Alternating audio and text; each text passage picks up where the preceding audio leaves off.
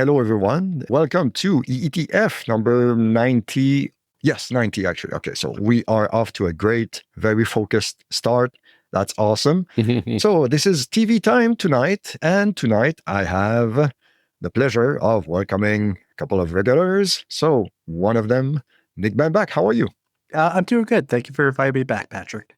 Always a pleasure. We also have back in one piece from Edmonton, John Montford. How are you? Great. A little tired after driving 30 hours, but Jesus. whoa. Yeah. 15 each way, Madness. I should say. Madness, I'm telling you. All right, welcome back. Thank you. We also have Kyle Hildreth. How are you, sir? Doing fine, Patrick. Thank you for having me. No problem at all. And we have back against all odds, almost. Mike Drew, how are you? This is finding your listeners' ears very tired. I apologize in advance if I sound groggy, if I sound maybe a step behind. But as always, thank you so much for having me. I really appreciate it. Never a problem. And speaking of being tired, one of the reasons why could be because you had another person in this room with you this weekend. Tell us more about it. Nick, do you want to, spoiler alert, it was Nick. Nick, do you want to talk about it? Yeah, I'll help you out, Mike. I went to go visit Mike and his family in Toronto over the weekend. So I just got back 2 days ago. It feels like I just saw Mike yesterday or this afternoon, really.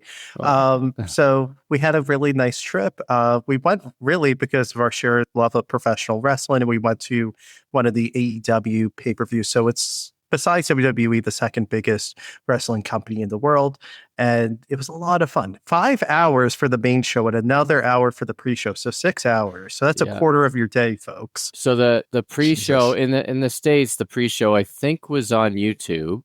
But then the main show was on HBO Max, I think, right? And here I think it was just like pay-per-view or whatever, resource you use to get your pay-per-views in 2025. But like Nick said, 5 hours, and it was a great show. Honestly, probably the best wrestling show I've ever been to. But 5 hours is a very long time to sit. It better be the best. Yeah, yeah. But I will say this: there were surprise appearances by Wendell Clark. Patrick will get that reference. Oh, okay. And nice. and Bubbles from Trailer Park Boys. So it could not have been a more Canadian centric wrestling show, even though it's an American company and etc. But it was amazing. Yeah, it was a lot of fun. And obviously it was great having Nick here and being able to play tour guide, which is a second love of mine. So yeah, it was fun. Yeah, I mean, I felt like I was, on a trip, and it was my first time outside the U.S. So it was kind of a big deal for me to finally use that passport. But Mike Drew was a very accommodating host and a really great tour guide. So thank you again, Mike, for thank you. And we got to see. I don't know if we're saving this, but I'm just going to throw it out there. We got to see the new Spinal Tap. So that was a lot of fun too. Nice. Okay. Yeah. Okay. And actually, Nick, I wanted to ask you, I mean, like Canada and the US is not that different, but there are some differences. What would be the biggest difference that you noticed?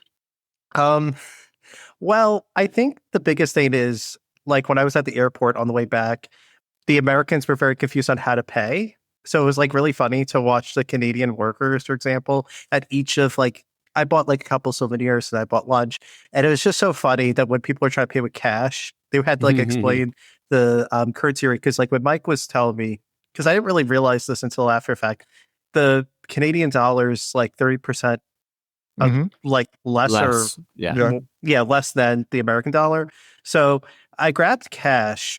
And from well, that's a whole story in itself. But I grabbed cash from the ATM, and I'm glad I did because like some things were like almost a quarter off from what I would have paid for like lunch or souvenirs or whatever. But beyond that, it was pretty much the same. I mean, it like where we went to, like we went on the trains. It reminded me so much of New York City and Long Island in that sense. Like going in and out of train stations and going to like Barclays or Madison Square Garden. So the same vibe. Oh yeah, like in terms of like you're in the train station, then you cross the street and you're right at Madison Square Garden. I will say, we did go get poutine the very first night he was here. Oh, so. Nice. We did. Nice. And we had Canadian candy as well. That's Spinal Tap. Yeah. I was like, Okay. yeah, you got to get this because it's you won't get that at home. So Give us an example of what Canadian candy you wouldn't have had at home. That's euphemism, right? Caramel. Oh, Caramel bar. Okay. Right. Wonder I don't Bar. know. What else did you have? I can't remember. Oh, I bought him. I had got him some like a selection of things that so he had some snacks if he needed them. So like a Mr. Big bar, all dressed chips. I know you can get them in America, but I don't know because I haven't seen all dressed chips, but they were really good. I was like, let's go. I mean, I go and have like a couple at a time because they're almost like everything bagels, like in that sense where it's like I have a couple that I'm like, okay, I'm good, but they were really good. I'm glad you liked them. Awesome. Excellent. Okay, so, well, I mean, glad you made it back in one piece, Nick, and glad you enjoyed your trip as well. Okay, so we can switch to TV because that's what we are here for in theory, but, tangents are welcome, as always. Okay, so we can start with Nick. What do you have regarding TV for us? Well, the irony is the first show I wrote down was a travel show, and I don't know if it was mentioned on your last episode, but Conan O'Brien Must Go, season 2. I watched that earlier this year. Love Conan O'Brien. Will listen to his podcast, anything he does. I love Conan so much, and this season had 3 episodes, and it's just one of those shows where I can't stop laughing almost the entire time I'm watching it because he's so over the top and so ridiculous in the things he does and says. And the best part is like the people he interacts with are laughing too, and you can't help but just be enamored with his infectiousness. And it's like a goofball, but I don't know. I don't know if anyone else watched it, but it was really good. Okay, so what else did you have on your list, Nick? Yeah, so the next show I had on my list was Poker Face season 2. That was on Peacock. I always like Natasha Lyonne. She's one of those actresses that she always has a really bubbly personality and like a swagger attitude that I will watch her in anything, whether it's really good or really bad. I don't know if other people saw Poker Face, but it's enjoyable. It's pretty much like Columbo in many ways, and they're all loosely connected between the 10 or so episodes, but they're pretty separate too. Like they could be standalones. I do know that in season 1. Oh, you can. Sorry, I was just going to say I do know you can watch it for free in Canada because it's on CBC Gem. Oh yeah, that's true. It always comes up the thumbnail. So yeah, I've seen it. Yes. In season 1, Nick, did they have all the episodes that were loosely connected build up to one super big case at the end?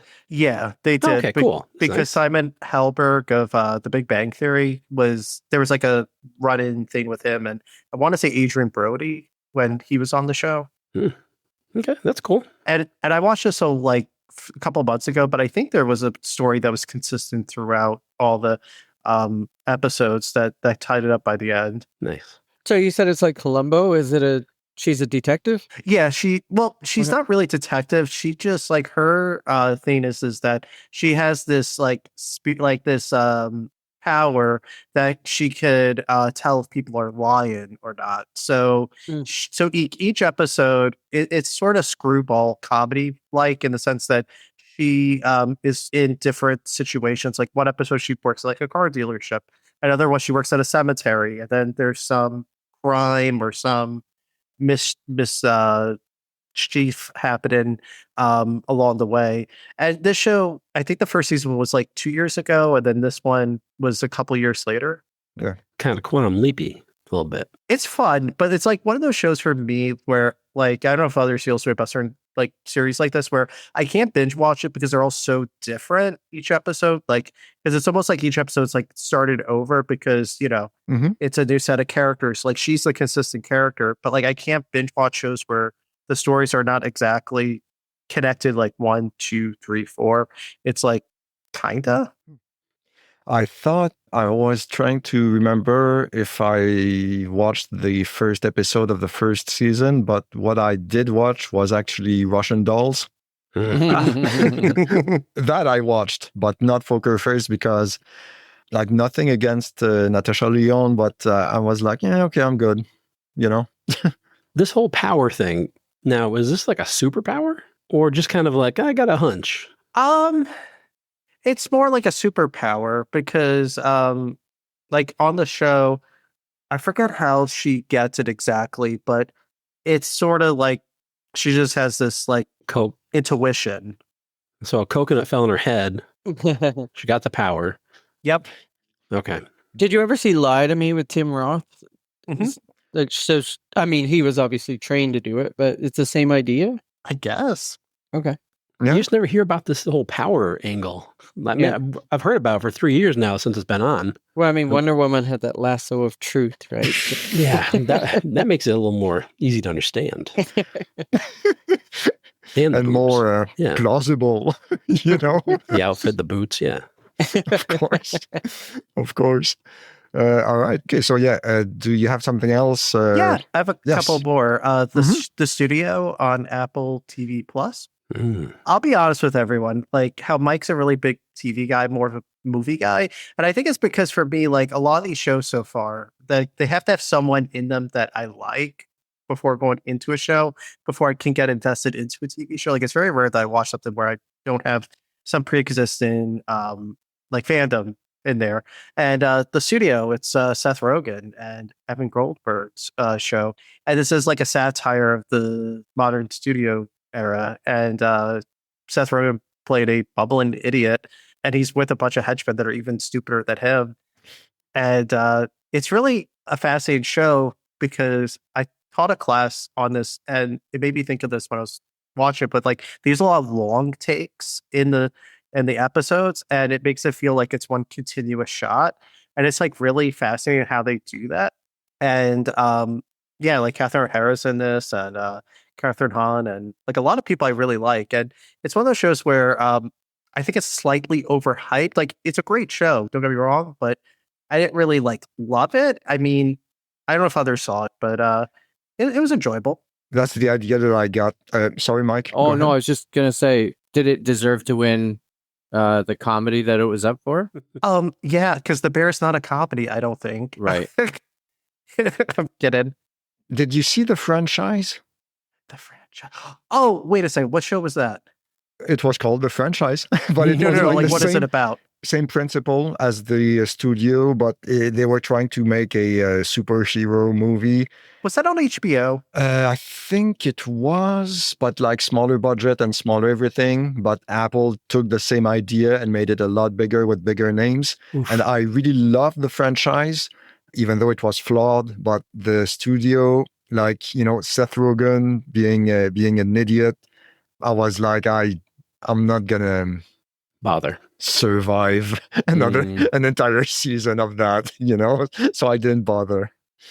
Sorry, he has another Apple TV series with Rose Byrne. Yeah. Which I can't remember Is this it called. not coming? It's coming up, right? I think a new season's coming out or Yeah. has just dropped, but Platonic? or is dropping. Platonic, Mhm. yeah. And I wanted to like that more than I did, but I find him a lot like in a movie, something like, you know, Superbad is fine because it's limited, but I couldn't deal with it for more than 2 episodes. So Yeah, I get it mhm. Yeah, completely. he's one of those people where I could take him at small doses, but it's more the people that he surrounds himself with. Like I love Jason Segel. I love oh my goodness, like Steve Carell. Like there's like other people. It's like my Paul Rudd symptom where like I really like I find him okay, but he's around a lot of people I like way more. Like Catherine Harris, wonderful in this show. So Interesting. next show is The Paper. That's on Peacock. That's the spinoff Oh. of The Office. Here we go. This was one I was curious to hear everyone's thoughts on if they watch it because it's quasi related to The Office, but it forms its own identity, but it's still within the aesthetics of The Office. It's a show that I wasn't sure if I was going to like it at first, and I might have to rewatch it at some point, but it grew on me a little. Like it wasn't great. Like it's not like going to be a show that to be like an all-time classic for me probably, but I was one of those, like, the more it went along, I was like, okay, I kind of like sympathize and enjoy these characters and like how hard it must be to run a newspaper in 2025. That's true. Was it Woody on the in the chat who said like I'm over Yeah. fake documentaries. Yeah. I can see it. I haven't started it, but I might give it a shot. What I like about the show is that it's only half hour. It's light. You can throw it on. You can do the dishes, and that's fine. How many episodes? 10. Okay. Is it still going on, or they dropped the entire season? Or They dropped the entire season one day. okay. And Oscar, by the way, for the Office fans out there, he's the connector between the Office and the paper. That's good. Is it me, or is Domhnall Gleeson stand out a lot, and not in a way that you would usually see him? In the way, I mean, that's not a good statement or question. You're gonna have to be more specific because I'm not sure what you mean here. Everything I've seen him in, which is I think maybe 3 things, he was that character. So in Star Wars, he was Hux. In Peter Rabbit, he was Mr. McGregor, even though he's younger and not an old man. And I forgot I saw another thing with him in it, and when he's going back in time to save somebody or to save his relationship or something. Oh, About Time? Oh, Sure. With Rachel McAdams? Oh, maybe. That was Richard Curtis from the guy who did Love Actually. Maybe. So yeah, but whatever that he was in that, he was good, and I just thought of him as that character. This in the paper, he stands out. His haircut, his whole look, his accent, everything about him stands out like a bright orange red cone. And that's mean because he has red hair, but it does, everything about him just stands out so much like a character. It almost takes away from whatever he's trying to do. were you referring to the Black Mirror episode? No, it wasn't Black Mirror. Okay, because he was in the Be Right Back. He's in episode, everything, but I think. Yeah, he is in a lot. And he's great. But this just from the clips I've seen in the trailers, it's like they're trying to push something that you just don't understand what they're trying for. That's the biggest problem I have with the show is because it's only one season. It doesn't really have its own identity yet. Like it's just like something from The Office. Like it's not like what's a show that was a spinoff? Like how Frasier had that like rub off from Cheers. Like it took a season or two for you to forget. Like he was on Cheers. Yeah. Now you think of him more for like Frasier. That's kind of how I feel about this show. Where I feel like in a year when they have a season 2, and I think they already had like a 2 or 3 season deal. Oh, okay. Like that was my next question. Okay. That's good because these things, I mean, if you only watch the first season of The Office, you might not take to it. Yeah, you need a little runway to get your, Yeah. And then Superstore gets, God knows how much they got. And that's a mess. But that was a bargain deal for them. Oh, Jesus Christ, they made out. Oh, they did. Are you guys knocking Superstore? Yes, that's it's a fun show. flaming bag. I It don't is not know a what fun that show. is. It got good when the COVID When it hit stopped. and they wrote it Okay. into the show. And they handled it brilliantly. It was so fun. It's America Ferrara's in it. Mark Farrar, Mark McKinney, He's bad in it. Colton Dunn. He's my least favorite character in it. All of it. Just all of it was, it felt like, remember, it was after Parks and Rec and after The Office, and they looked for that next wacky comedy. And it's like St. Dennis now, kind of. I think it was. And that's just what's so hard to watch. It got better. I hope so. It did. For at least you watching it. All right. And then I have 2 more really quick, more TV movies. Pee-wee as himself. Matt Wolf's 2-part documentary that was on HBO Max. Like I think we all have a special place in our hearts for Pee-wee Herman or Paul Rubens. And damn, this movie almost made me cry so many times because I was watching with my parents and we were all like, so, it's hard when you see someone who can't be themselves. Like literally that's the title. It's like Pee-wee as himself because he was never Paul Rubens. He was always playing the caricature of himself. And, it was so informative. I didn't really know much about his life story or really anything beyond the character. And God damn it. Like this was such an emotional roller coaster of a docuseries. I know you guys have all seen it or most of you, but no, yeah. It was amazing. Did they touch on They had to. word to use. The theater? Yeah. Mm-hmm. Yeah, of course. Okay. How could you not? Yes, right. Yeah. What's that on, Nick? On HBO Max in the States. Okay, it's probably Crave here. And he narrated it too, right? He was interviewed Okay. in it. And like, there's like part of the thing, not to spoil it for listeners, but it's like there's tension between him and the director and the cast and crew of the production. So Of the documentary? because the thing about Paul Rubens is like you don't know when he's being performative and when he's not. So it's like one of those things where you have to sometimes read between the lines of what he's saying. And so it's not just the bow tie. Okay. No, yeah. I really liked it a lot. And I highly recommend it. And I think this was actually poignant because they just had the Emmys and he won his first Emmy ever posthumously for that. Good job, Emmys. Yeah, it's on Crave in Crave. Canada. Yes, I looked it up as well. Okay. And then I gotta get my last one because I hated this freaking TV movie. Yes, here we go. Oh, you guys are ready for the main event. I say this for last. Succession is one of my favorite shows of the last decade. You know where I'm going with this, Patrick. And I think. So Jesse Armstrong was the creator of Succession, and he made a TV movie with Steve Carell, Jason Schwartzman, Rami Youssef, and Corey Michael Smith, and it was Mountainhead. And that was released in late May. Okay, you guys know it's on Letterboxd. I never give any movie 1 star unless I really think it deserves it. This movie was the pile dog shit. I hated this movie so much. It was 2 hours of my life that I will never get back. It's these narcissistic asshole CEOs who are billionaires that are making terrible decisions, and we're supposed to feel bad for them. Like, they could go screw off. Like, I could care less about these pieces of shit and their problems.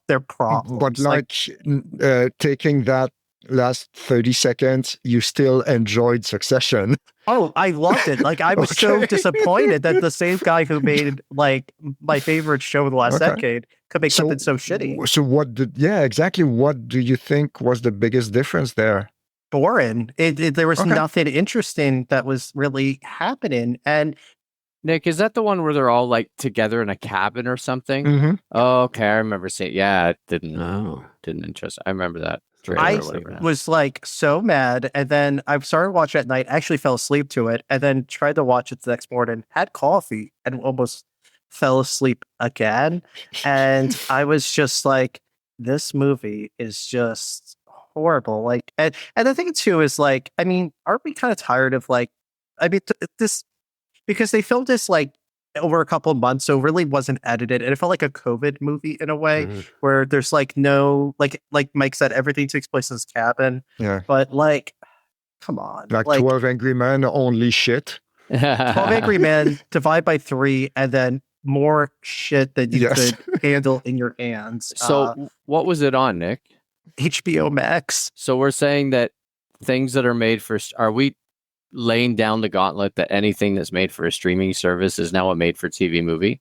Oh, yeah. That's what my question was. But this was not in theaters, so I think, and like, it was nominated at the Emmys for, like, that's why I did this and Pee-wee as himself, because they're technically, I would think, TV more than movies. You asked me beforehand if you were, like, air quotes, allowed to talk about movies made for TV on a TV show. So, yeah, I allowed it.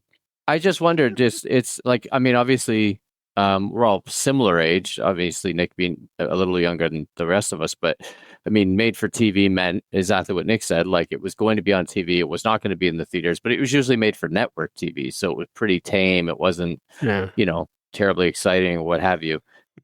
I mean, there are exceptions to that rule. So yeah, no, I was just curious about if that's how we're kind of framing it at this point, where something that the lines are blurred, like everything else nowadays. Absolutely. I think that's a great. Yeah, because I mean, there are some movies that are streaming that I mean have a half decent budget, more so than some A24 films or whatever. Made for TV movies might be a future show, Patrick. Ooh, yeah, that'd be a good idea. Yes, I could see that for sure. That was everything for me. But yeah, look at that poster, guys. Will just drive you up the wall. Oh, I can't look at this movie anymore. No, there you go. No crossovers yet. I don't know about for me. I didn't. No, that's true. Yeah, that's true. So, all right. So, thank you, Nick. Cannot forget this. Please. Jesus. All right. Yes. Jesus on That's all I the bass. All right. So my screen order changed. So now I forgot what the original order was, but now I will go to Mike Drew. What do you have Oh, for boy. TV? Okay, so Or do you want me to go to someone else? No, I can go. Okay. I can Okay. go. Okay. I kind of have a time constraint tonight, so this actually might work out better. But No problem. I'm going to go from worst to better, or worst to best. I will not spend a lot of time on the ones that I did not enjoy. I'll just give a very brief summary of what it is and But why I didn't care for it. if I may make a suggestion, Mhm. if you do have something that you really didn't like, save it for the very end. Okay. Pull in that. I had one. So I will. Okay, not that I didn't like it, because there were parts of it that I did like, which I will talk about, Okay. but I was probably the most disappointed with. Okay, yeah. How about that? Yeah. All right. So I'm going to start with a comedy. It's on Hulu. It's on Disney up here in Canada. It's called How to Die Alone. And it's about a girl who works at an airport. She works at JFK. And she's, broke up with her longtime partner and, has a near-death experience and starts to kind of realize that she wants to live her life differently. Again, kind of like Nick said about the paper, it's always nice to, and I've said it many times, it's nice to have kind of a half-hour comedy always in the chamber, especially when those days that, life is pretty hectic or what have you. I wanted to like it and I didn't after 2 episodes. I always try to give everything 2 episodes. There were jokes that I liked, but overall I didn't think it was brilliant. So I gave up on that. I abandoned it. I don't know if John, if you use that as a book term. We used to with our kids. If they read like the first 2 chapters of a book and they didn't like it, we say, okay, you can abandon that book. Because John was a teacher and I'm still a teacher. So put it in a basket, leave it at the fire station. yeah. Gotcha. So I abandoned that. Another one that I abandoned was a British comedy called The Change. And it's about a woman who's 50. Her name is Lisa, and she's going through menopause, and she decides to leave her husband and ends up moving to this caravan, this trailer in the middle of the woods in this like kind of strange town. Is she a pikey?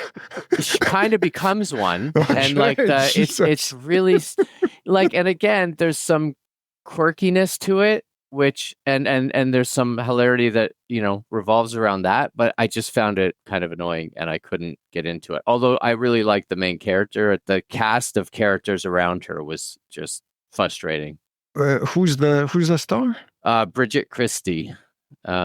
She's a British comedian. Okay. Is it aimed more for ladies? I don't know. I mean, it sounds like it is. My wife couldn't really get into it either. So it's aimed for no one. Great. Yeah. Awesome. And it's actually been on for 2 seasons already. Wow. So I was kind of like, hey, great. We have something, there are 6 episodes each season. So we thought, hey, if we like this, then we got 12 episodes of something, but got abandoned. Just a no. Wow. Yeah. Okay. Here's where we start to get things a little better. I'm going to disagree with Woody on this. Is it going to change the world? No. Did I hate it? No. Were there things that I didn't like about it? Yes. But Stick on Apple TV with Owen Wilson. Listen, what's his name? The Mark Maron is his kind of caddy / best friend. Mark Maron's brilliant in anything he's in, and this is no exception. Is it the greatest show ever? No. Is it easy to watch and funny? And could my son have watched it? Yes. My son's is 14.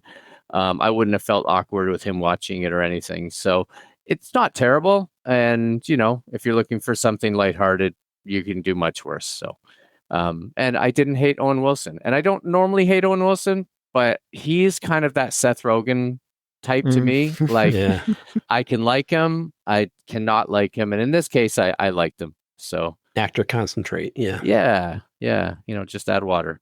Mm-hmm. What was the Apple TV Plus? Okay, Apple TV, yeah. Okay. Now this is probably the biggest surprise on my list because this is one that I would. Every flag, every warning sign, arrow is pointing, going, you will hate this. And I don't hate it as much as I thought I would. I actually there's a lot of it that I really do like, and that is the show Leanne on Netflix. Yes. See my friend's Kyle's face there? You will not see that in podcast land, but he made a very ooh kind of face. Yeah. So it's just about a woman who divorces her husband, which is Blake Clark. No, the guy is it's Ryan Stiles. Yeah, that's right. So he's great. Even in this, he's great.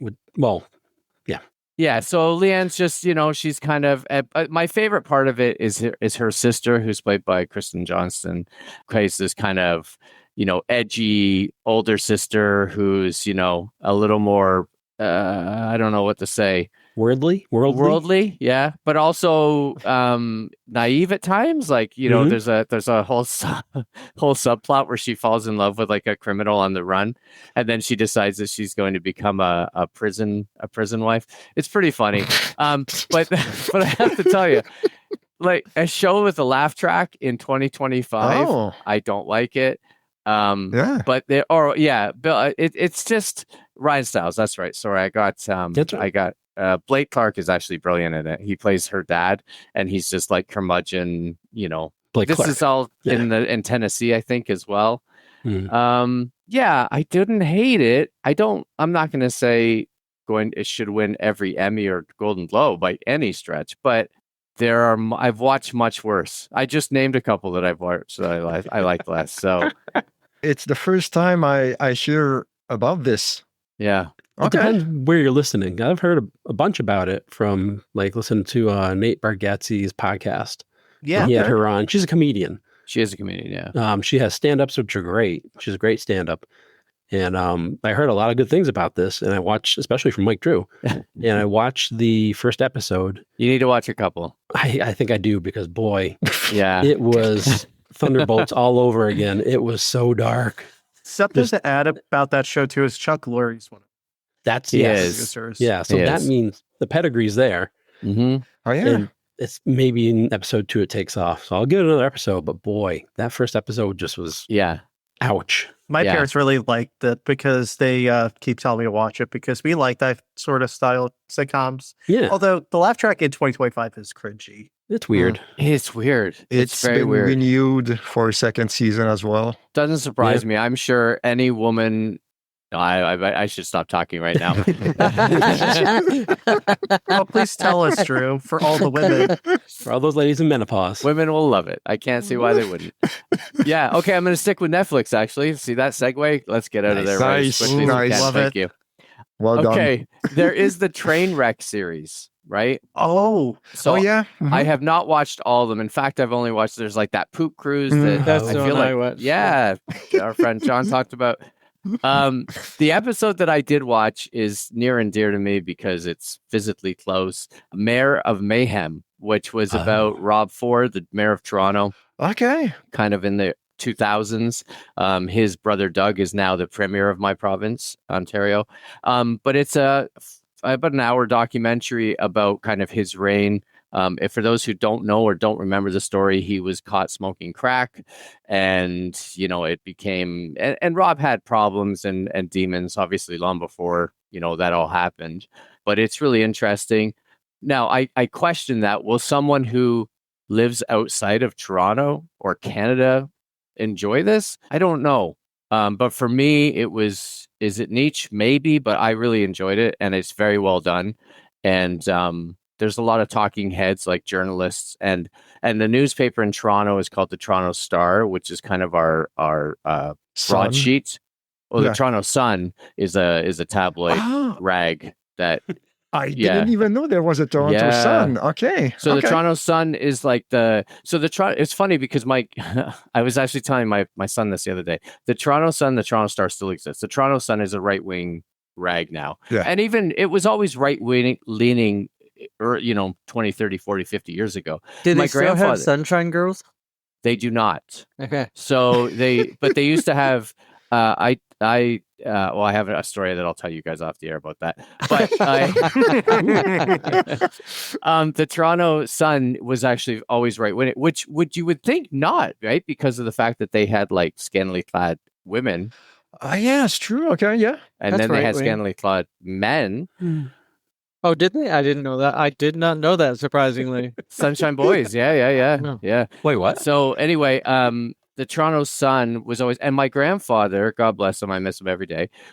He was pretty left leaning, very working man, and just one of the most amazing people you'll ever meet. Anyway, he was a big Leafs fan and Blue Jays fan, and he used to buy the Toronto Sun every day religiously. And I was like, why do you buy this? Because it's kind of the opposite of you.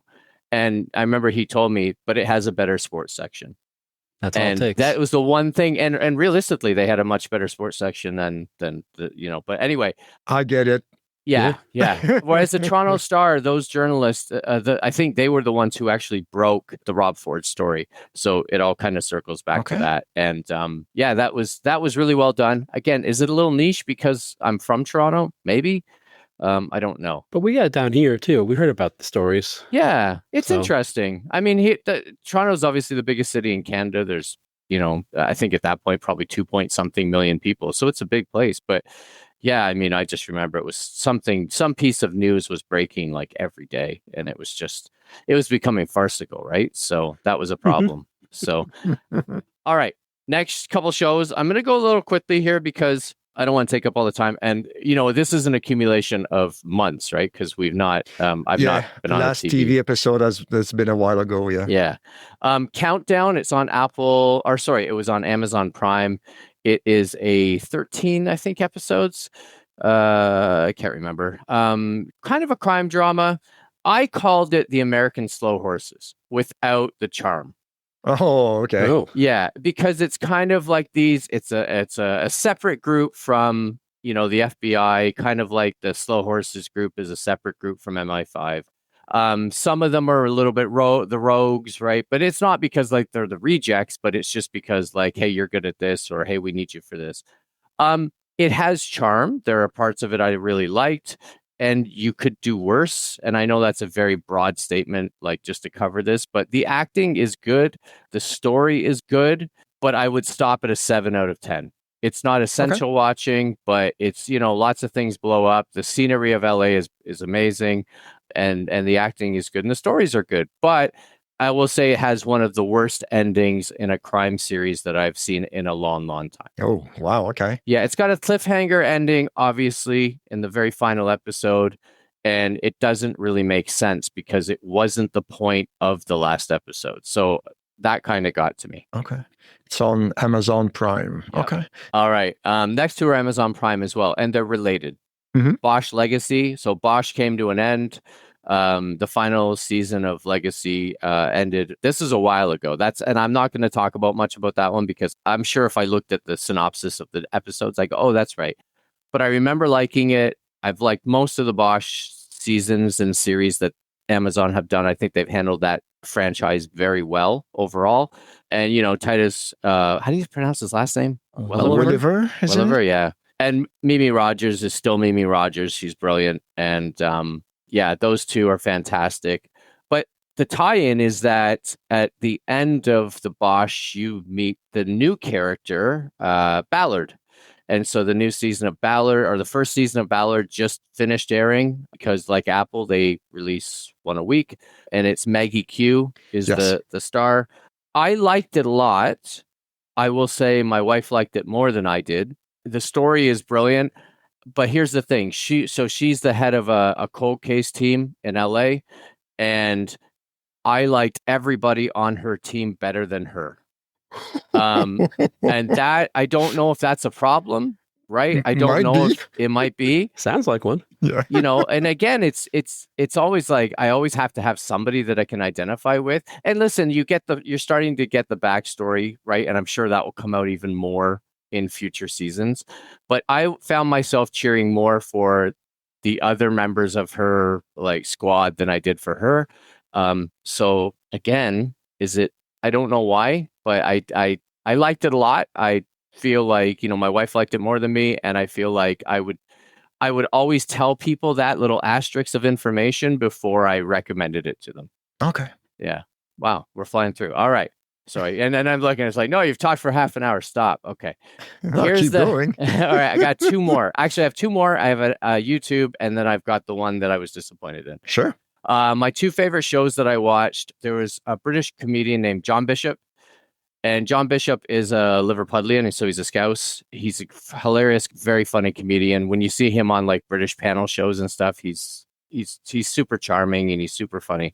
But he has a son that has hearing difficulties, and he has a show that's basically a documentary about him learning how to sign so that he can perform a set at the end. I think it's at the Edinburgh Fringe in sign. And it's about an hour long, and it's him, learning BSL, and just learning about the deaf community, and how it, and his son is in it as well, and it's heartwarming, it's touching, and obviously being a dad and having a son, and my son doesn't have hearing issues, but just that connection, it's really well done, and it's just one of those feel good stories, and it's really well, yeah. He's a funny guy too, so there's lots to it. So he played pro soccer as well. He did, yeah. I didn't know that. I think not long. I don't think, and I'm not sure if it was very high, but 3 years in the 6th level of the English Football League system. Right. Southport. We're no longer everything except the football, so feel free to talk about football. True. Fine. Sorry, Kyle, you were going to say something? I was going to say, do you get to see any part of the Fringe show that he puts on at the end? Yes. Okay. That's how it ends. Good. Well, I think it ends like with it's not a spoiler, but the celebration of like his son coming back and all that. But that's that's the peak of it, which is really good. That'd be interesting. Yeah. Okay. Nice. I'm surprised. Listen, I know Mutford hasn't gone yet. I know Patrick hasn't gone yet. And if Patrick doesn't bring this up, my mind will be blown. But my show of the year so far is easily Department Q. Yeah, it's on my list. Yeah. I loved everything about it. If I had fingernails, they're probably all gone while I was watching it. It was the most tense, the most gripping, the most, I don't know, add whatever adjective you want. It was the best crime series that I have watched probably since The Bridge, which is in my top 10 favorite shows of all time. Okay. I feel like Patrick's going to go the other way on that. No. I liked it quite a bit. Probably not as much as you did. Yeah. But no, I really liked it, and I was like on board all the way. Yeah. So I'd say so this is from a Norwegian author, I think. Right. Danish writer, sorry, UC Adler Olsen. Okay. Yeah, in August 2025, it was renewed for a second season. Okay, yeah, awesome. I wasn't sure. And Steph has read all his books, and they are fantastic. So I will say I had talked about Countdown, how it was like this group that's put together, and Ballard, how it's this group to get put together. And so Countdown, I liked everybody in that, and I thought the unit was cohesive. Ballard, as I mentioned, I didn't think she was the most convincing, but I loved the other characters. I loved everyone in this. I rooted for everyone in it. Even Matthew Good's character, because even though you want to strangle him because he's like the most self-destructive person, like you can't not, and obviously the situation, it's the most tense. I won't give anything about, there's someone who goes missing, a barrister, a lawyer goes missing, and it's about that. I'll just leave it at that and it's very dark. And normally it's funny because I'm the one who's saying I like to have a comedy that I can fall back on. But this was super dark and it's super stressful. Like I felt stress watching it. But I mean, I also think that is what makes it amazing because the performances are amazing. The acting is amazing, and Kelly MacDonald's in it. So how can you not love it, right? That part, she's great. Yes. Yeah, and they because the original, I think the book was originally in Norway or something, and they transposed it to Scotland. Yeah, and it worked, flawlessly. Yeah. No, yeah, solid work, and I will definitely check out the second season. Yeah, me too. And okay, so the disappointing show, which I'm sure most people here haven't heard of, unfortunately. Well, not unfortunately, but for this case, unfortunately. There was an ITV, I believe it was ITV, British drama. It was called Code of Silence, and it's about a cleaner. She cleans a police station, and I already, hear here we go. But she is deaf or hard of hearing. Oh, here we go. And here we go. And she ends up helping the police by lip reading. So it's certainly not a comedy. And the actor's name, Rose Ailing Ellis. Mm-hmm. Yeah. And you know what? Again, it's just one of those disappointments. She's deaf for real. I didn't know that. Yeah. Okay. Yeah. And it's just, my wife, again, this is one of those shows where my wife liked it more than I did. So maybe people will find things that I just didn't find, but I found it too long. I think it was 6 episodes. I found it tedious, and other than her, She was a terrible cleaner. I didn't really like the people she was working with, and yeah, I wanted to like him more than I did. So that was a big sigh. That size says it all. I'm looking at the reviews. Like, okay, Rotten Tomatoes sucks, but it's still 100%. 100 based on 23 critic reviews, and Metacritic, which is more like not strict but harsh, 80%. Daily Telegraph 4 out of 5. Guardian 4 out of 5. I feel like those are people who feel like they should. Maybe I'm wrong. I feel like that's people that feel like they should like it because the acting is good, and and you don't want to shit on deaf people, right? Celebrating Right. handicap. I hate to say it, like it's my kink. Yeah. Oh wait, what show is that? You're gonna edit that out. I was gonna say, do I? My mom's gonna be like, "What?" Hi, Mom. No. Wait, John, can you say that again? I think it's staying in. That's Nick's new ringtone. I'd be like, "Oh wait." Oh God, I got a lot of explaining to do then. Yeah, I just found it too. You know what? To be fair, this could be one of those things where it was stretched out to 6 episodes and it could have been done in 4. Oh yeah, that happens so much. It's driving me crazy. Yeah. So I'm feeling that could be it. Okay, but I want to end on a positive. And yes, again, we're all music people here. Otherwise, and I've said it a million times, that's how we all met, right? Was during the pandemic. But on YouTube, and I know my friend Kyle loves to throw the YouTube things in, the Midnight Special. So if you don't know what the Midnight Special was, it was a late night show that was on NBC in the 70s, I think into the 80s. And basically it was a late night concert, kind of like, what was the other one? The rock concert series. I think it was called Rock Concert, wasn't it? Anyway, wasn't it like Don Kirshner? Don Kirshner's rock concert. Don Kirshner's rock concert. So similar kind of thing. Midnight Special. I don't know. I think they were an hour and a half, 2 hours long, and it would have a variety of different musical performers. And it was Wolfman Jack who hosted, I think, most of the episodes. Sometimes they would do like a special. Like there's actually one that's a Canadian episode, so all the artists are Canadian in it. I'm not sure he hosted that one, but he might have. No, Wendigo Paul was on that one. What's that? Wendigo Paul. Oh, okay. John. Yeah. John's. I don't get it, but that's okay. That's all right.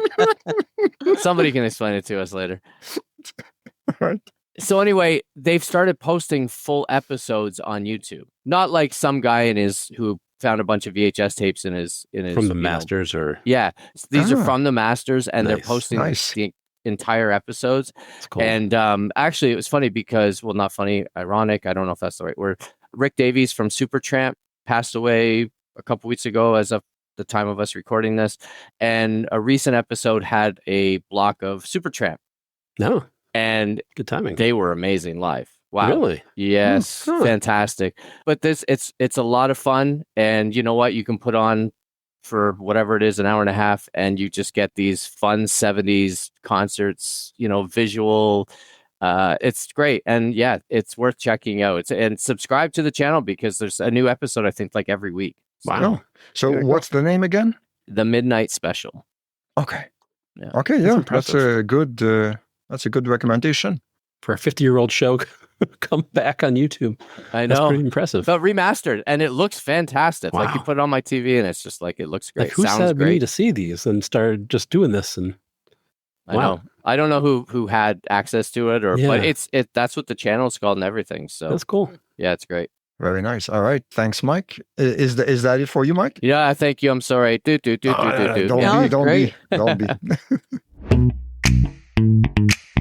All right. Okay, so now, John, what do you have for us?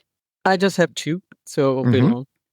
And they're both Mexican TV shows. What? Okay. Yeah, I'm How the hell would a guy from learn Canada? Spanish. I'm trying to learn Spanish, and they're both on Oh. Prime in Canada. So, Oh. but there's Las Mentiras, which Muy is bien. the lies.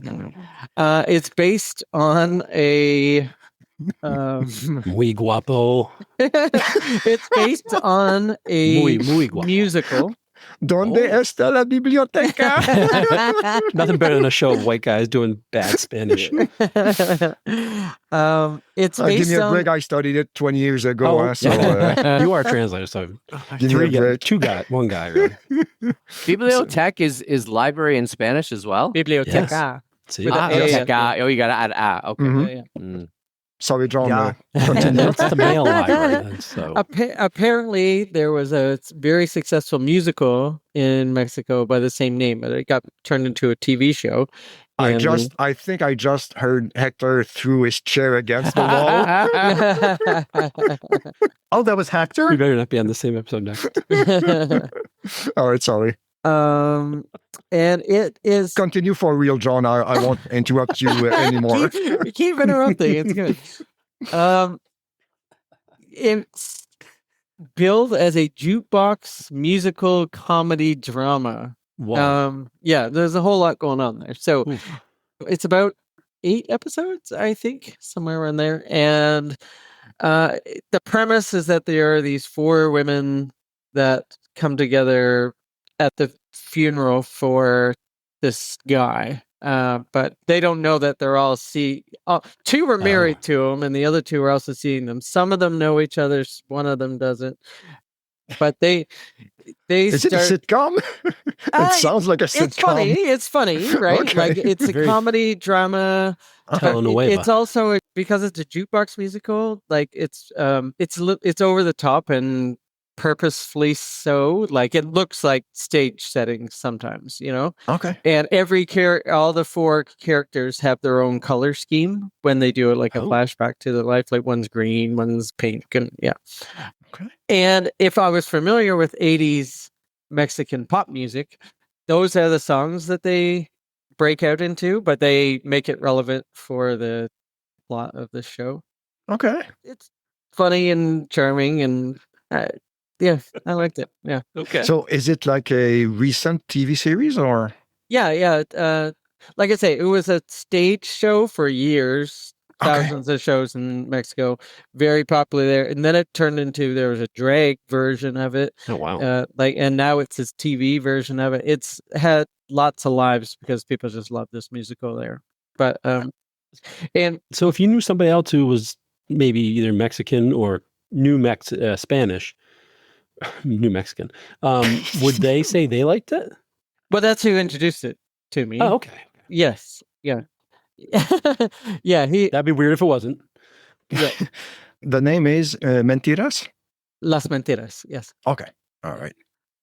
And that's it for that one. The next one, as I said, was also Mexican on Prime, and it's called No One Will Miss Us, or Nadie Vos Va a Extrañar. Extrañar, something like that. Anyway, No One Will Miss Us. It's a comedy drama again, not a musical this time. But it's Are there flashbacks? It's all set in the 90s. It's not a flashback, but it's set in the 90s. And it's about this group of 4 ladies, very smart high school kids that are surviving being bullied and stuff like that by selling answers to tests and stuff like that. Oh. And writing essays for them, right? So they're smart, but they're sort of bad too. And then there's a few subplots going on with a new guy that has moved in to their group. There's a guy that's coming out, but it's funny. You're rooting for these characters. You love these characters almost instantly. Then it gets to like the 6th of 8 episodes or whatever, however many they have, like close to the end. And you think they all wrap it up and with a nice ending, and then something really dark happens. And then the next 2 episodes, you're dealing with that. So you've invested a lot in these characters, and then all of a sudden it's like, boom. But you only have 2 episodes to finish that up? Yeah. I think it, but they did finish it well, and if it never continued, I think it was a great standalone season, but apparently they have been renewed for a second. Okay. Can I ask a question? Yeah. I don't know much about Mexican TV, so I'm curious, where are they set? So, like, because I mean, instantly I think of like Mexico City, right? Both But is it of these like were both of those were. in Mexico City? Whether that's true for most Mexican shows, I have no idea. I haven't watched a whole lot, but both of these were, if that's any indication. Right. Well, it's just, it's like a Canadian show, right? Like I think if a foreigner thinks of a show is going to be set in Canada, it's going to be set in Toronto or Vancouver. Yeah, absolutely. Right? And then you get maybe Montreal. Yeah, maybe Montreal. And you get an anomaly like a Corner Gas or something, and it's set in the prairies. Mhm. Yeah. But again, I'm that foreigner right now. I'm sitting there going like, where is it? Yeah, I'm pretty sure both of those are in Mexico City. Yeah. But I was just curious. That's a good question, but one I don't have an answer for. I have a question too. All right. Kyle in the back. Thank you. Thank you, Mr. Montford. In these TV shows / movies, are you seeing any, and you do it with every show on regular American Canadian TV now, or more even international TV, any like similarities to older shows, or like when you talk about the 90s shows, are you seeing any kind of themes or tricks that you see from the 90s pop up? Maybe. Like whenever I sometimes find that very distracting. You ever see Pursuit of Happiness with Will Smith? No. Like I feel that movie forced 80s references down your throat. Like people are picking up a Rubik's Cube every that sort of thing. I just don't know if there's themes like that from like the 80s or whatever. So I will say the one set in the 90s and the other one was set in the 80s. So they both had those time pieces. But was there like a kidnapping theme or a lost kid on a milk carton theme? That kind of thing. I know there were a lot of Mexican references that were popular in the 90s because of who I watched it with. He was like saying, that we used to have those on the playground all the time, and blah, blah, blah, blah, blah. Right? That sort of thing. Yeah. I wouldn't have picked up on those. Were any of the tropes? Or even, not even trope, but overarching themes, kind of. Like every episode was, I assume, based on some kind of story that had, a problem they had to get out of or something like that. I would say maybe the Las Mentiras one did. Okay. It represented the 80s, not just in its look and sound, but also, yes. Okay. That's sort of just because I don't know any Spanish shows or Mexican shows besides Tabago Gigante, which I thought you were going to say, and Dr. Candido Perez. Dr. Candido Perez.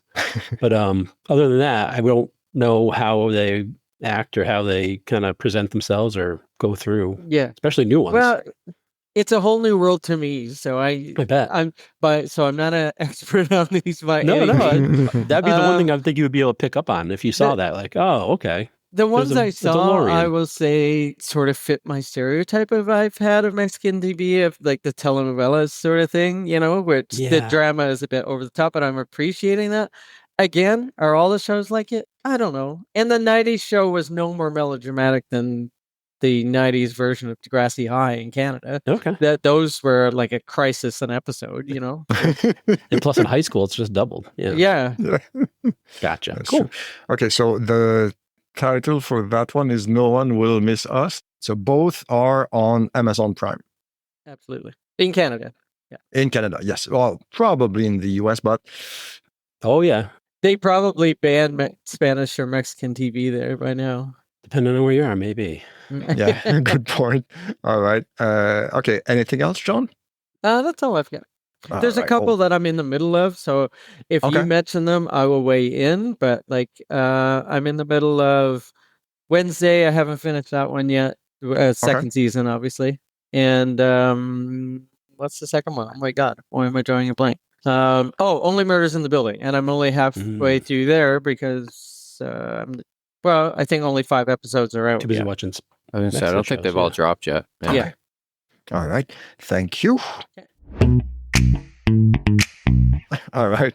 Kyle, you're up. What do you have? Well, I was going to drill down and go even more niche than my usual YouTube so I will. But I'm going to weigh in that part. Please. So quick shots. Department Q took on Mike's recommendation, started watching it.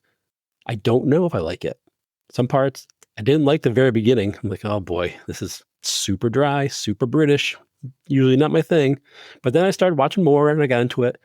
The blonde woman, I've seen her somewhere else. Where have I seen her? The blonde woman. Was it Reacher or something else like that? There is a redhead. No, it's not Kelly MacDonald. Again, she was great. But like, was it like the chief inspector or something? The boss, Matthew Good's boss? No, she's one of the team. She was on Game of Thrones. That one, among I didn't others. see Game of Thrones. Okay. Yeah. Okay. Maybe I watched this already, like a piece of it or something. Somebody on my TV watched it because it said resume. I'm like, okay. I'm like, who around here is watching this? But it might have been me. Midwife, Night Sleeper.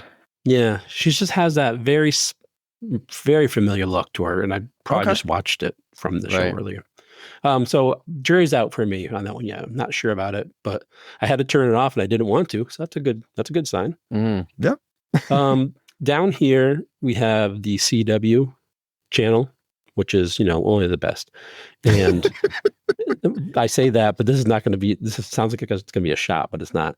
This season they are starting to pick up Law and Order Toronto, of all things. Oh, okay. So if you're in the States looking for Law and Order, a new one, Toronto, go to the CW. Nice.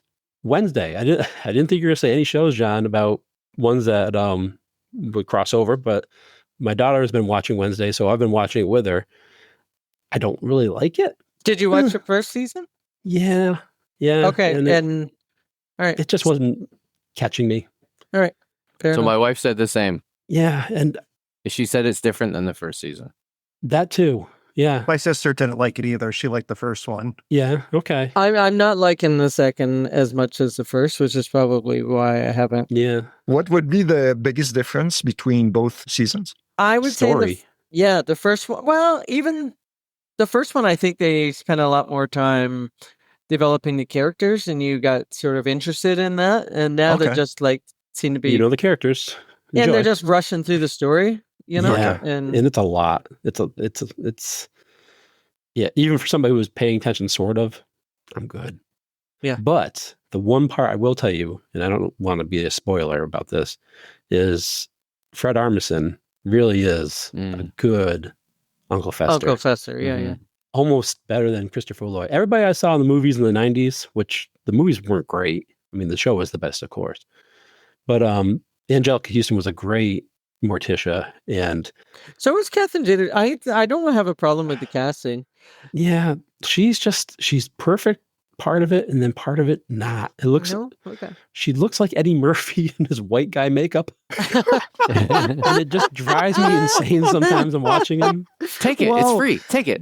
That's the soundbite of the year right there. That's Wednesday way like me. That's one of the greatest SNL skits of all time. Exactly. And that's what it reminds me of, just because she has the white makeup on, but her face just has that somebody in makeup look. And it's just weird. It takes you out of it. Whereas Angelica Houston was so much more, not what's her name from the original show, but definitely had that whole. But if I may, is Luis Guzman good looking enough to be? He shouldn't be. If you're going by the Raul Julia was. Yeah, but he shouldn't have been, because if you go back to the cartoons it's based on, it's very cartoons accurate. Even. Yeah, even John Aston wasn't great looking, Mm. but he was debonair in a way. His more of what kind of persona he was. Guzman looks like the guy in the cartoons. Okay. Yeah, okay, I didn't know that. Okay. Yeah, and that part's fine. And even what's her name, who plays Wednesday? I mean, she embodies the Gemma Ortega. Yeah, Jenna Ortega. I mean, she's way too sassy and blah blah blah and all that baloney. But she has the look down. She has kind of the mannerisms and the the aura of it. Uncle Fester, Fred Armisen, really, he's the perfect casting for that, and that's what I took away from the whole thing. Speaking of perfect casting, I saw Peacemaker episode 1 of season 1 finally. It was free on TV for some reason. And I pulled it up. I haven't seen it yet. I heard things about it. I think Huey. I think Woody. Those were two. I wasn't thinking the two together, but I think Woody had seen it before and had spoken about it probably a year or two ago. And the first episode was good. It was fun. Mm-hmm. But again, the takeaway was Robert Patrick as the dad. And boy, he is just every hard-ass bad guy you will ever want for your movie, and whether it's Johnny Cash's dad or, of course, Terminator 2. He just plays that so good. Yeah. I'm going to counterpoint. Please. Jane, you ignorant. No, I'm not going to say that. I only watched the first episode, and I've said it many times. I normally try to give it 2. Yeah. I couldn't get into it. I think that is the first. I think, Kyle, you are the first time to ever use the word perfect in something relation to John Cena. That said. Yeah. And it wasn't coming from Nick, by the way. Yeah, thank you. I wanted to like it a lot. I found his character kind of charming. I didn't know the story and all that. Obviously, there's the tie-in with all the 80s metal. Yeah. Mm-hmm. Which all that should have pulled me in, and I couldn't get it. No, I understand. So. And that's the thing.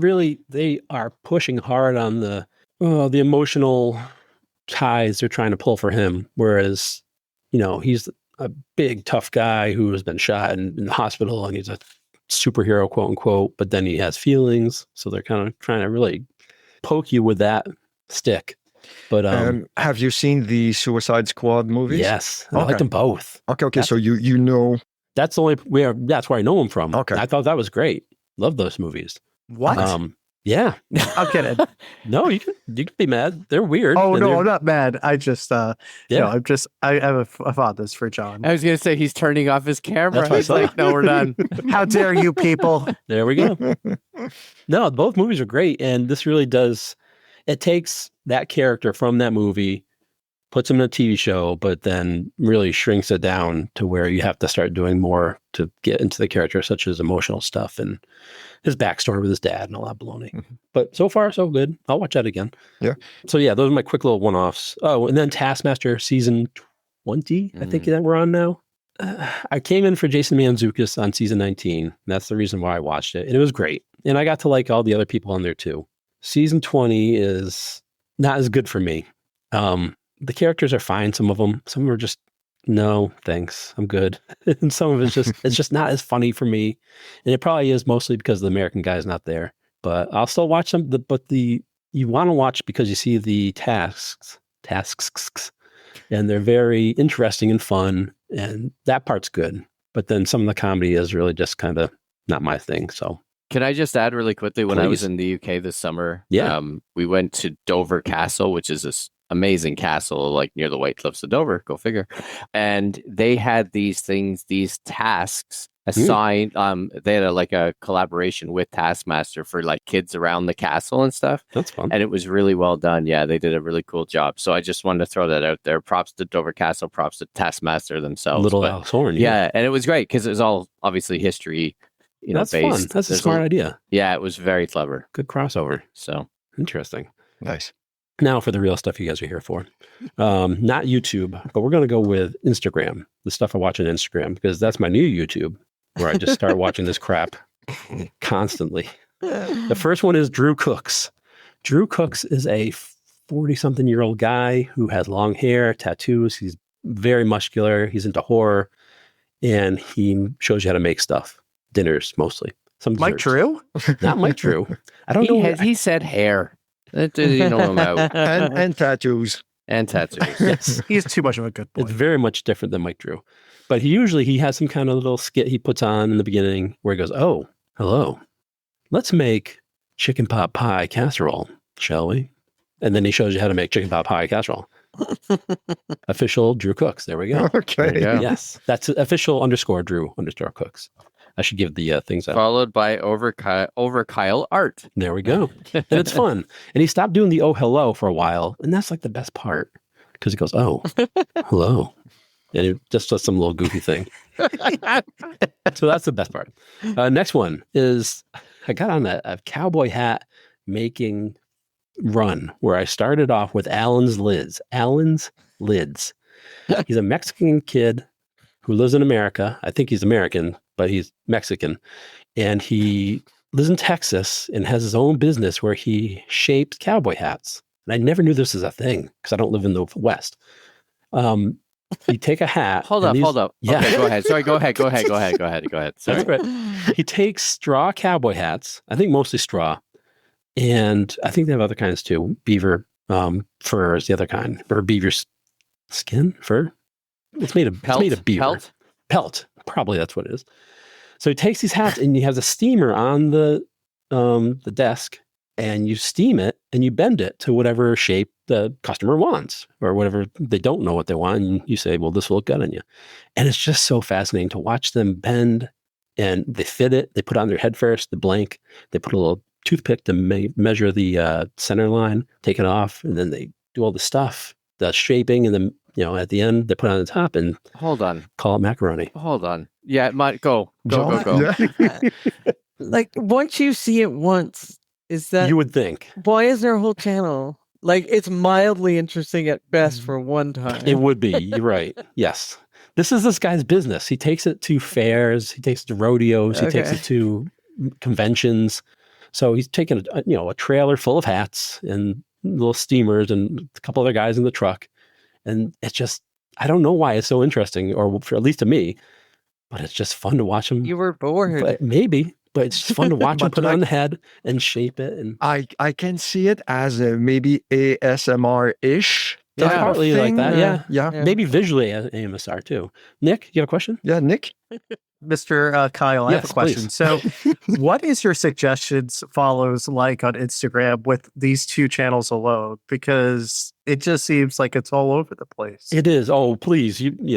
Well, you say that, but the next one I have is Wild Hats Official, because it's one guy who makes hats.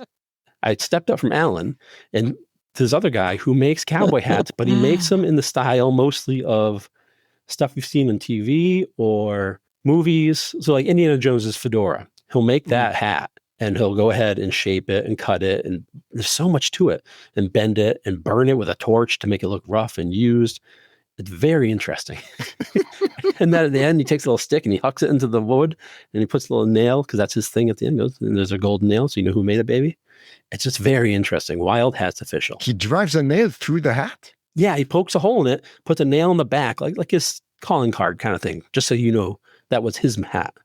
It's so that you could put like the insert for the drinking hat, like when they had like Homer Simpson had like. I haven't seen that one yet, but kits. I wouldn't be surprised if he did. So, if this is a thing, yes, right? Yeah. Is this? Does this mean that there's somebody whose job it is to break in like baseball gloves? I don't know why I made that connection, but when you were like, he bends the hats and stuff, and all of a sudden I was thinking like, you know how when you got a new baseball glove as a kid? Yeah. Oh yeah, that right? sucks so much, those first few weeks. Can I have just paid somebody to do it? Yeah.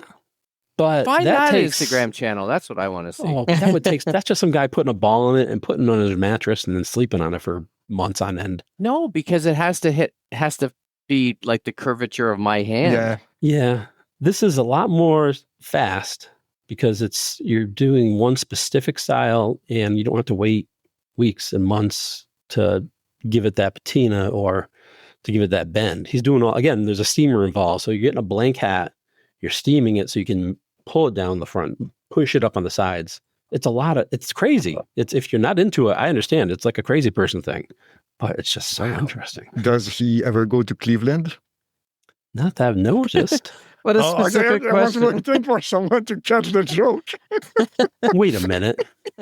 He's from Kentucky, I think, which makes kind of sense, but not really, because it's not cowboys in Kentucky. I'm not going to explain that joke, so... Oh, wait a minute. That's so all yeah, right. those are my only two hat ones. All right. The last ones are shirts and pants. Just two? Yeah. I thought I was going to have one, and then I found this new guy. Kyle, is this just clothing? Like you're just like, show me clothing channels. No. Shirts and pants is spelled with Z's, by the way, no S's. He's a guy who takes a rock. Mutt's going to blow up about this one. He takes a rock and he throws it on the ground and he kicks it. And he'll post every day he kicks it until he kicks it into a perfect sphere. What?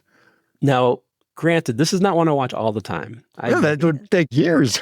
No, I think it takes days. Like a rock tumbler. Yeah. But it's his foot is the tumbler. Yep. A rock tumbler? Where you take rocks. I don't know what that is. So when you were like, if you like collect rocks and stuff, and to get them shiny and kind of in their best shape, you put them in this thing that it's like a hamster wheel, and it just keeps going. You put it in there for like however many days. A container that rolls on for hours, on days and weeks. Yeah. Oh, With silt and sand and water in there. Yeah. And it's like being on the beach, but it does it constantly for like weeks on end. Yeah. Okay. So you know when you go to like gift shops and they have those shiny rocks and stuff, that's how they or make them. shiny stones or gems or whatever. Yeah. That's how they do it. But this guy, he just kicks it. This guy just uses his foot. Jesus. He's too cheap to buy it off Amazon. Yeah. He's just And like, I just like the fact that he does it at all is amazing. And then at the end, they showed the rock, and it was pretty spherical, like an actual. how many followers does this guy have? I have no idea. Thank God. He Like, has can you one. imagine? He has one guy. At least one. At least yeah. one, yeah. Yeah. And the last guy, Wow. this motley crew. I can just throw my list away. I mean, how can I beat this? I don't know if you can beat it or not. How But can I follow this? follow You would know? be the problem. Yeah. I've told this story before, but I'll say it real quick. I had a student years ago whose dad was a plumber, and he got the kid in my class got a YouTube channel, and there was a toilet. So he would go to his dad's jobs with him sometimes, and he had a video on YouTube of literally him flushing a toilet. That was the entire video, and the water went down the drain. Right in 6 months, that kid had over 500,000 views on that. Now, he did list the model of the toilet, so I feel like it was people going to, hey, I'm interested in this model of toilet. But it was no longer than a 15-second video of a toilet flushing. And I feel like Kyle has found the equivalent. Yeah. I don't know how to word it, but like with rocks and feet. I don't know. I don't know where to go with that. Everybody's got something to do. And Yes. it's pretty obvious when you go to all these different little corners. But okay, so like, is the guy in an open field and he just kicks the rock? And No, he's on streets, on roads. He's kicking it down the road, like on tar, asphalt. And then he's on sidewalks.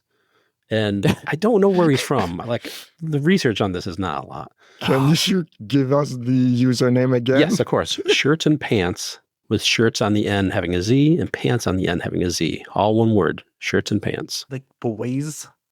Wow. Wow. Jesus. That seems so 2000s, Kyle. That's wild. Maybe, yeah. That's just very interesting enough to keep checking up on it every once in a while. Does he talk during it? Like, does he say, today I'm doing this? It's mostly that. It's not just like him with no sound. It's him describing what's going on or where he was that day or how he's going with the whole process overall. It's not just like, ASMR kicking a rock. Huh. Does he ever get into like personal stories? Like, I assume so. Well, this is he's one I kicking haven't the seen a rock. lot. Yeah, I think so. I think he kind of describes where he is, or he showed one of he threw it in the water. caught my girlfriend cheating today.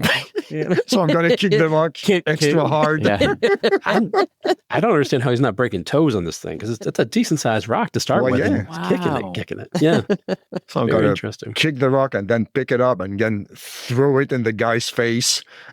He threw it in the water at one point. He said, "But did I really?" I'm like, now I don't know. Oh, Jesus cliffhanger. Christ.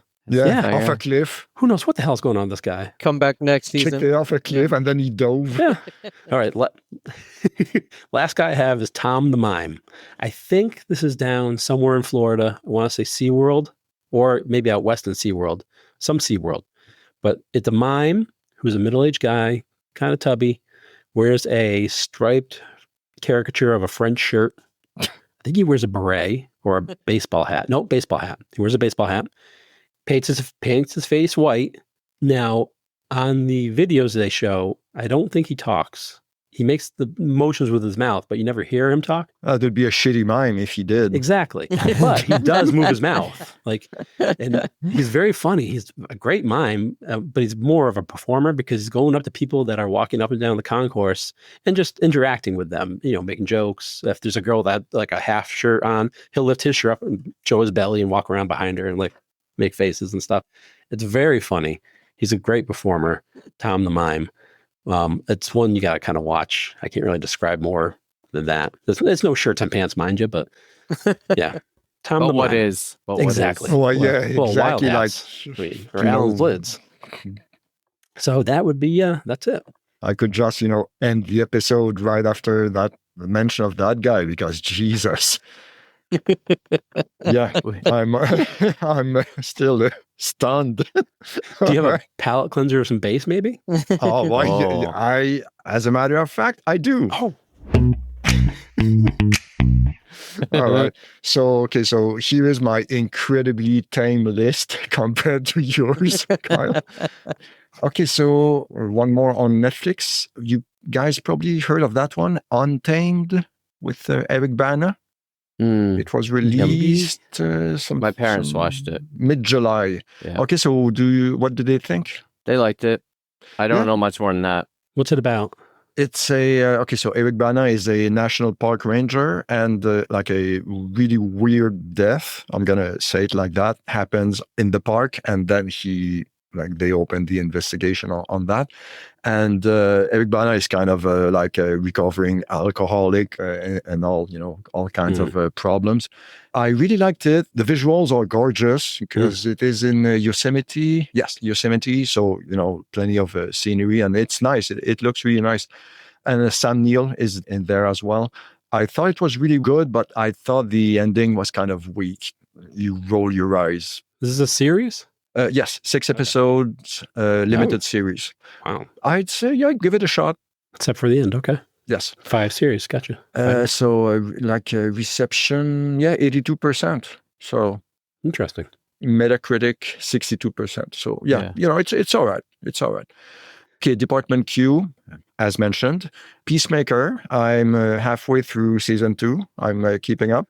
How is it? I like it, but the first, I really liked season 1, but I don't want to go into spoilers, but... I get you. Something about season 2 is not the same. Well, no, actually season 2 is really good, but something happens in the first episode of season 2 that almost convinced me all by itself to bail, but I decided to stick with it, and I'm glad I did, because it's not that one thing, and I really cannot mention it. That one thing annoys the shit out of me. Oh boy! But no, I got over it, and I'm glad I did, because it's good. I want to see this bad. Is it the use of umbilical cords? No. Call back. Yes, nice. No. I'd love to say more, but No, that's cool. I really can't. Okay, so one that Hector and I and Woody, I think, discussed a little bit on the chat was the Eternaut TV series on Netflix. Eternaut, like eternal, and astronaut. Eternaut, yes. Weird. It's from Argentina. Oh, starring, the main guy is Ricardo Darin. You've probably seen it in other series because he's a big star there. Like really easy to recognize face and green eyes, and good looking guy. And it is a science fiction web series. It was renewed for a second season. I would say, I don't want to say more, but I could say that maybe the CGI is a bit dodgy in a couple of spots, but don't let it stop you. It's good. It's really good. And also, I cannot go, anything more would be spoilers, but a few parts would be, so they survived that easily, and a few, a little plot armor maybe, but I don't know, I was able to look past that easily. So, and it's come from a comic book, I think, first published in 1957. Oh. But check it out. It's definitely worth a look. What else? Rotten Tomatoes 95%, Metacritic 72%. So Wow. Yeah.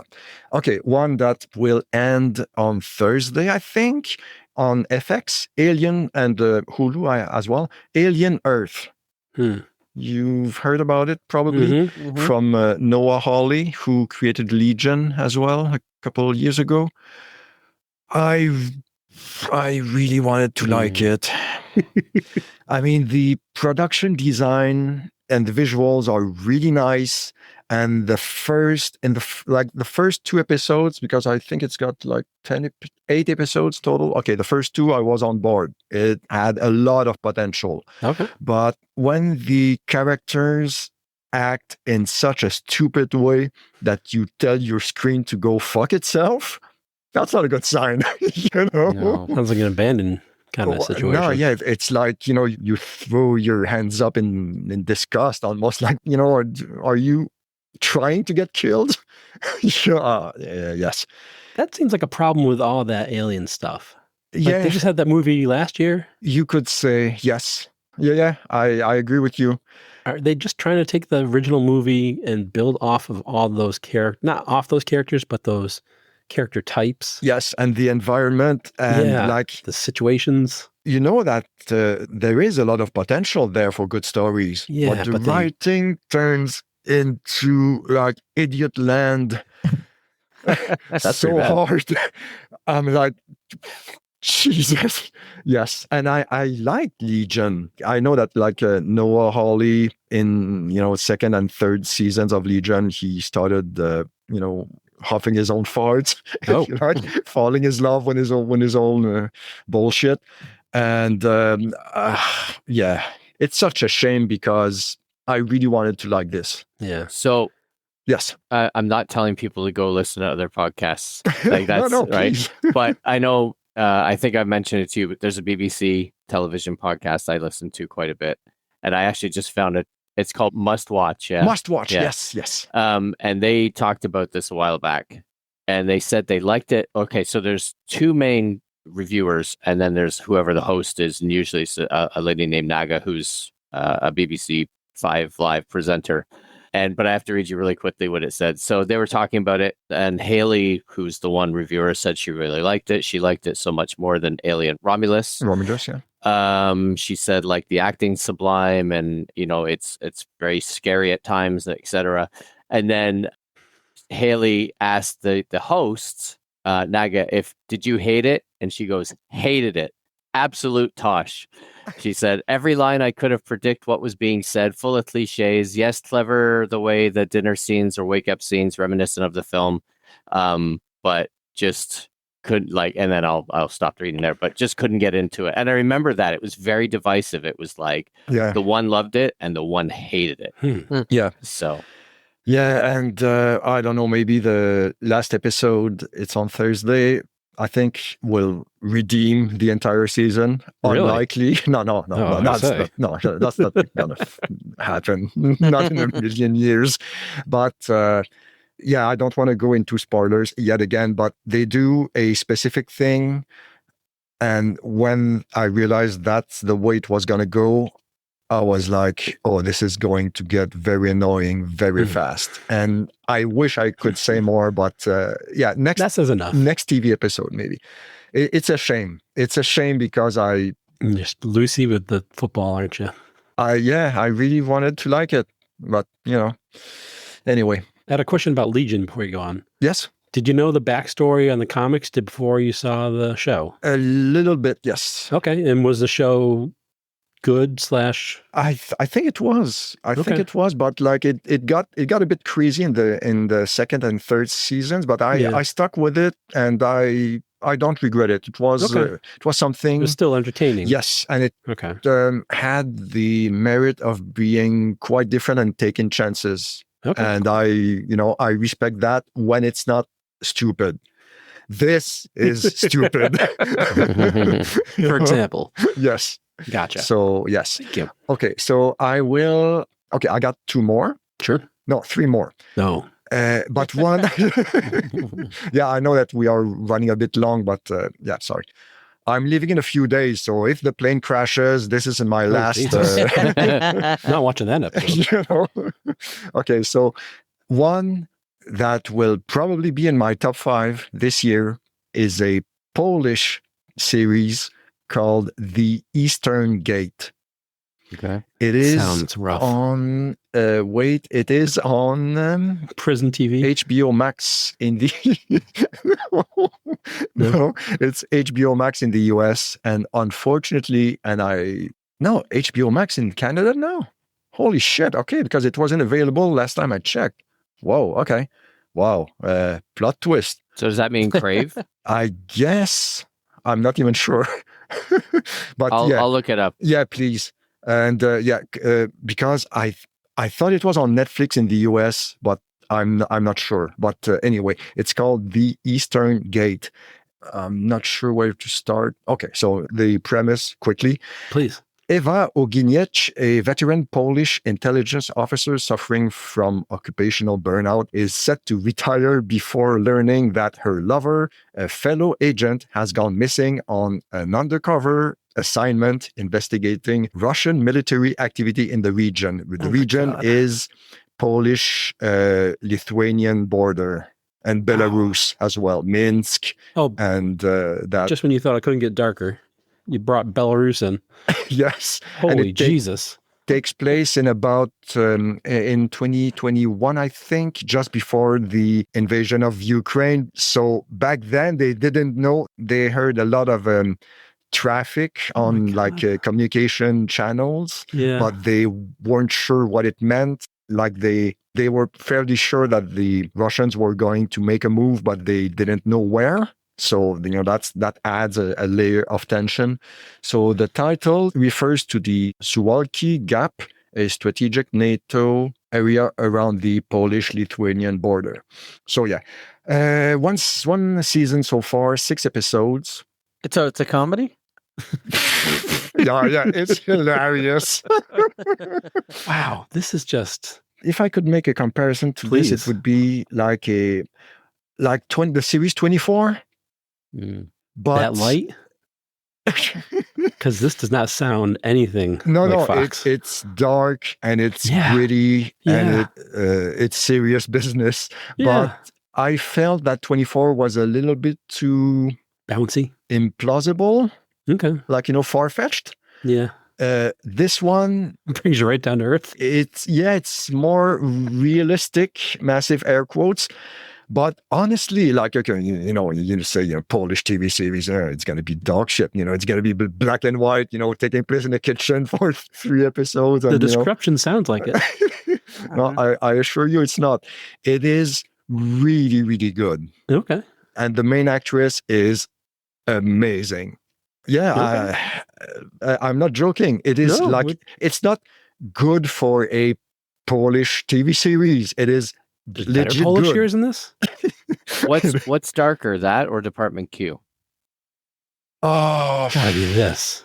This. Yeah. Well, because the stakes are not the same. Right. But there is some gnarly business happening there as well.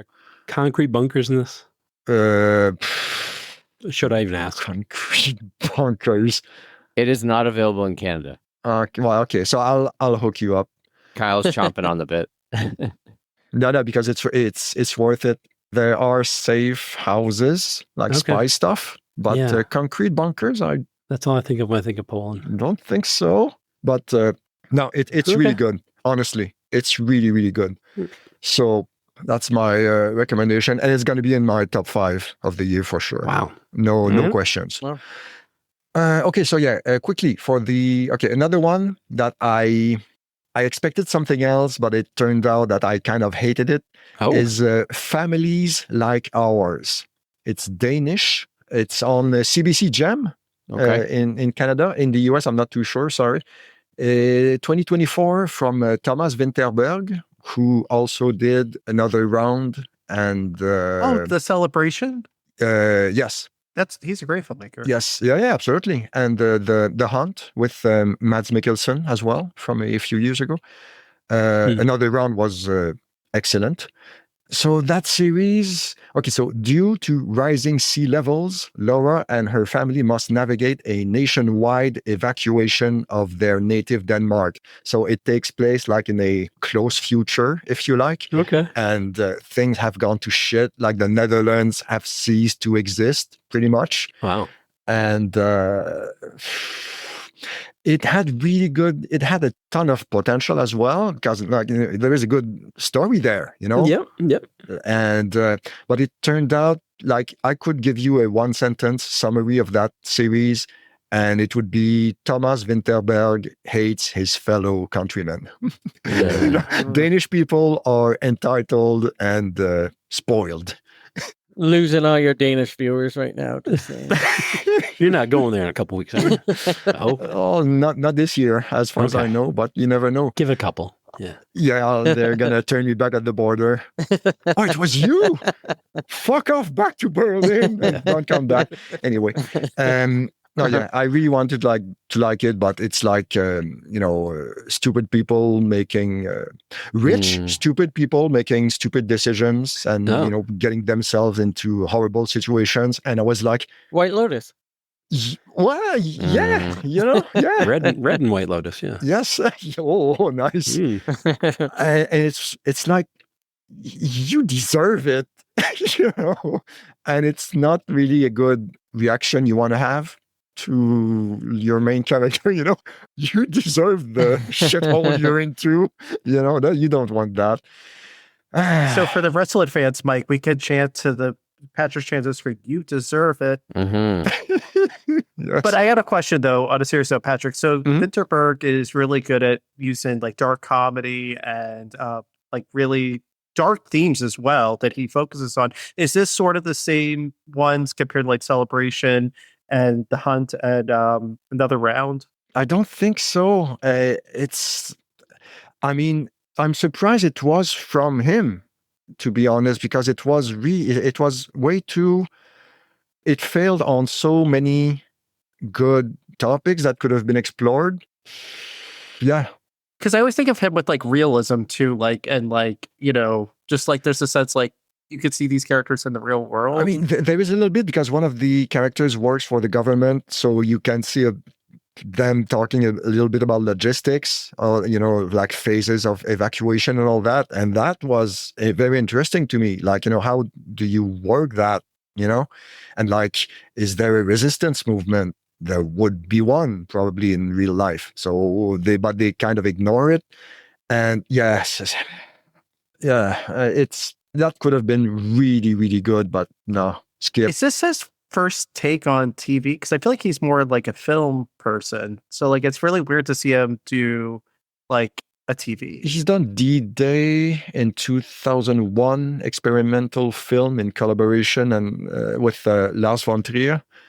But mostly movies. You're right. It was his first TV work movie in a while. Yeah, it's 6 episodes, I think. But yeah, disappointing. 7 episodes. Yeah, skip, unfortunately. Okay, so and lastly, on HBO, it's going on right now. 3 episodes done, I think. Task with Mark Ruffalo.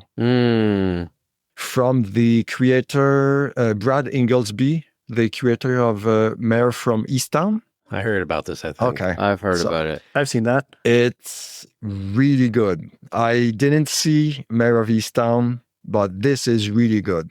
That's a good show. Okay. What I've heard was it was like kind of like Mayor of Easttown, but Task was bleaker. Jesus. Somehow. Wow, that's a bleak ass show. I cannot compare, but yes. Somewhere between Denmark and Lithuania. Yes. Gotcha. Yes. Poland. No, yeah. Are you okay, Patrick? No, I'm good. I'm peachy. These are lighthearted comedies. Feel good movies. Barrel of laughs. No, it's honestly really good.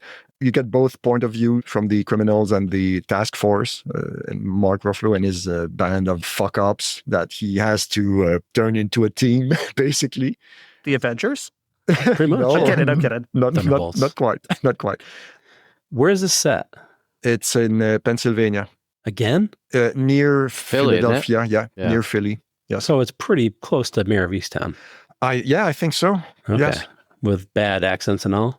I couldn't tell you, Okay. but maybe, probably. Okay. Just checking. Honestly, personally, I really like it. Cool. I really like it. Let's see, Rotten Tomatoes, 89%, Metacritic, 76%. So, yes. And that's it for me. But I wanted to, before we started recording, and I'm sorry this is running long, but before we started recording, Kyle and John, you were there for the movies episode that dropped today, actually. Yes. And I mentioned, you probably remember that I mentioned the movie. Fuck's sake, man, you're amateur. The Amateur. The Amateur. Yes. And I hated the main character and what they did with it, and it was a bunch of The whole thing. Yeah. bad decisions. And today on IPTV, I ran into, for the 50th time maybe, a great movie that puts another amateur in a dangerous situation. The 3 Days of the Condor. Oh, with Robert Redford. Yes. Yeah. Rest in peace. Yeah, R.I.P. By the way. I can't get sick of watching that movie. It is. I mean, it's flawed, but it's. I don't know. It's just so good. It's incredibly watchable, I think.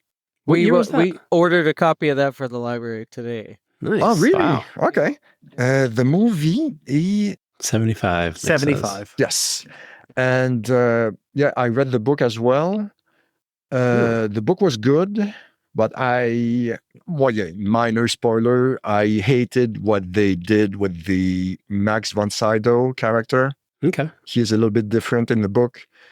And the movie version is much better. And what they did with it, much better as well. Nice. So yes. And yes, Mike, I just saw new season of Slow Horses starts tomorrow. Yes, I was going to mention that. Thank you. And the latest book dropped a couple of weeks ago, I think. Okay. So that's going to be awesome. And apparently, the early reviews say it is the best series so far. Yeah. That's going to be Nice. tough. The first two are brilliant. So. Yes. The 3 Days of the Condor. You Yes. saw that. Was that on RIP TV? Oh, you can cut that. Please cut that out.